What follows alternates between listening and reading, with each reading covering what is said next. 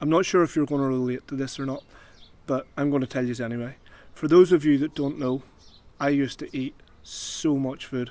I used to be super greedy, and I used to overindulge all the time, no matter what meal it was.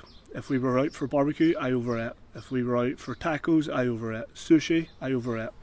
And this really caused me to be carrying a lot of excess weight. And I was never out of shape or unhealthy, because obviously I train very hard. But I was never like at my optimal weight. And I feel like I've got there now, where I'm down 8 or 9 kilos from like 2 years ago. And I'll say that's solely down to, one, building a better relationship with food. And for me, that was after I became Muslim.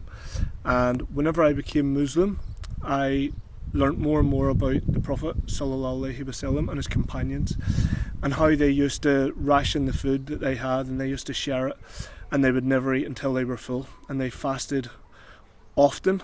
And for me, one of the quotes that he says was that one third of your stomach should be filled with food, 1/3 with water, and the other third with air. And that really struck something in me, where it made me realise that I was just overeating all the time. And since then now, I still eat my high quality food. I make sure I get good sources of protein, good sources of fats and carbs, and I have a very balanced diet and a good mix of food, so I don't always get sick of the same thing over and over again, as some of you do, as we all do. And yeah, so I just thought I would share that with you, that was one of the reasons that, or one of the prompts that really got me into more mindful eating, and realising that I shouldn't be greedy. Having this greed towards food is going to cause you to have like excess weight. It's going to cause you to be unhealthy.